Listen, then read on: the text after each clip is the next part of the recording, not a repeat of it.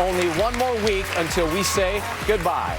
Until then, from stage 36, one last time, good night, America.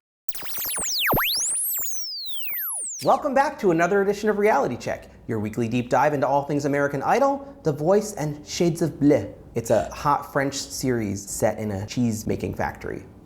It's on the Sundance Channel. Melinda, let's get ready to rumble!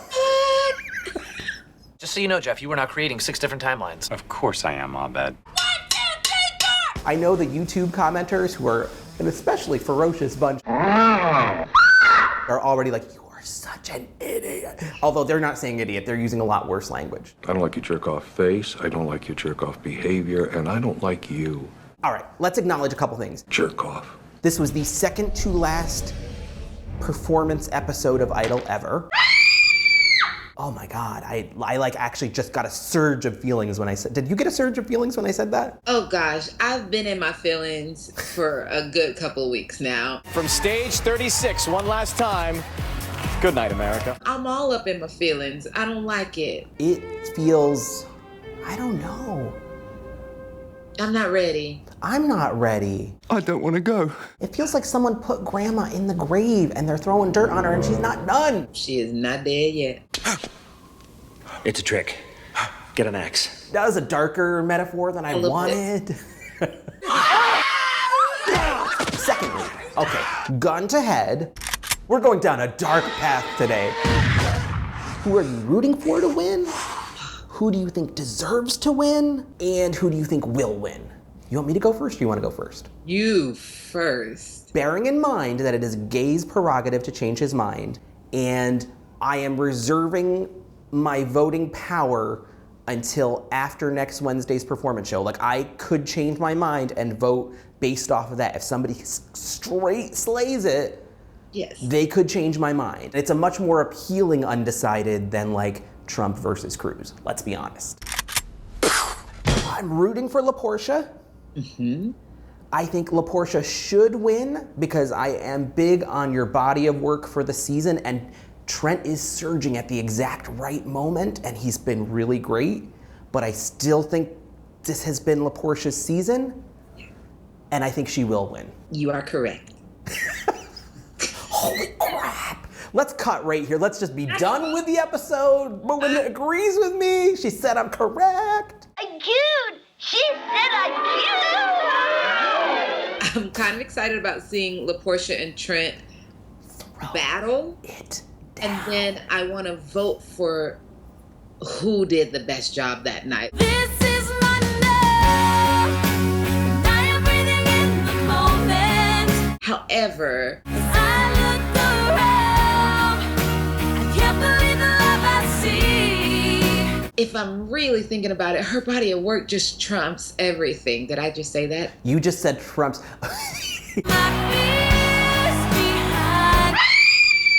Before we started filming today, I told Melinda, I said, I've got an argument, I'm gonna throw down the Trump card. And what did you say to me? Anytime you use the word Trump, you have lost me. One thing has become clear. This is the darkest, most terrible timeline.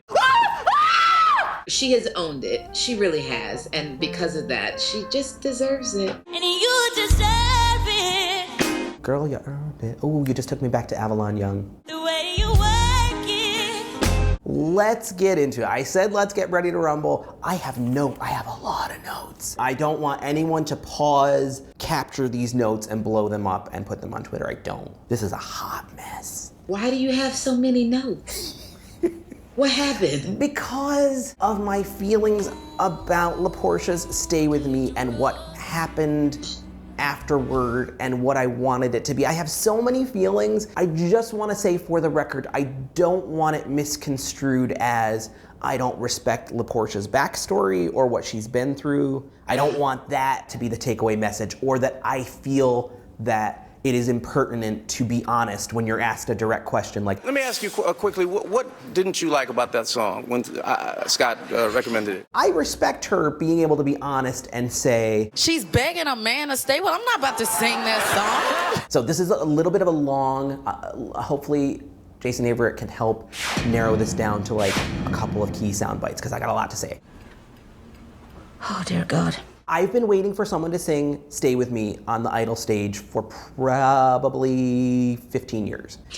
I've been suggesting it. It is just one of the greatest heartbreak songs of all time. So I think there was a sense of huge anticipation that a vocalist as good as LaPortia was getting to sing it. I was like, oh my God. LaPortia wasn't crazy about it at first, but guess what? She's going to get inside this song. Get ready for an American Idol moment. Here it comes, Stay With Me, Baby, LaPortia. I don't think she really captured the feel of the song. I think she was sluggish in her delivery. She was always behind the band and the backup singers, and I thought her melodic choices almost crippled it. She's still good. Even when she's not good, she's good. But I was like, oh, this could have been so much more. When she continued the post-performance interview, there was no sense of, God, sorry, I tried to capture it, I was hoping you'd buy it, and I'm bummed that you didn't. That was the first time I've seen you where I didn't feel like you believed it wholeheartedly. Yeah, because I don't. I got the impression she was more committed to showing that she shouldn't have had to sing it than she was in investing or finding a window into that song. And when she said, Only person I would beg to stay with me is God. a light bulb went off over my head. I thought, why didn't she use that as her hook into the song? Take the lyrics to that place. She could have ministered the bejesus out of that song, but I never got the impression from her interview or from her performance that she was all that interested in doing it. She does not like the stay with me part. You could have just put don't in front of it. Don't stay with me, baby. It could have been fantastic. I get why she didn't want to do it, and I get that she'd rejected it the previous week, and then Scott was like, oh no, I know this isn't what you ordered from the restaurant, but you're gonna eat this plate of crow anyway. I get why that might have made her defensive and upset, especially given what she's been through in her life and given what she's trying to project as an artist at this moment in time. I get that, but I still wanted her to work harder because I think it could have been great. I respect your opinion. I really, really do. I just wholeheartedly disagree. Okay, how come? So a lot of times as artists, we are asked to sing songs that don't necessarily agree with us, or there's something about it that doesn't really work. Maybe it's the key of the song, maybe it's the melody, like there's something that you don't completely connect with, and we know how to fake that. We know how to kind of get in there and find something. When there is a song that fundamentally goes against everything you believe in, it's a little harder. I understood that. Where I also disagree is that you said she didn't even try. I don't think she tried hard enough. You felt like she didn't try hard enough. Yeah. However, she did use the words. I just had to get in character and sing the doggone song. Can I tell you something? That was the smartest route to go. Yeah. Because when you yourself completely disagree, you kind of have to make up some character in your head. What the issue was that her character was not fully developed because she didn't have anything to draw from. I feel like she tried. I feel like, especially at the end, like she even added in like a gospel little da-da-da-da-da.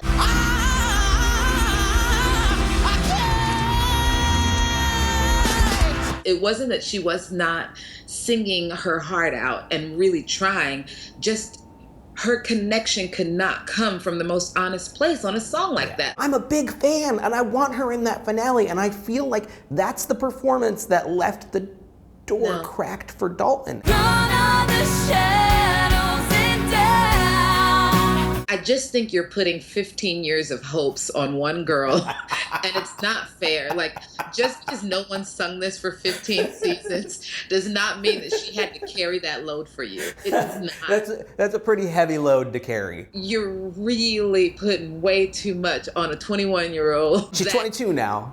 Okay. If that makes a difference. Putting a lot on a 22-year-old that gave her all to something that she couldn't completely be behind.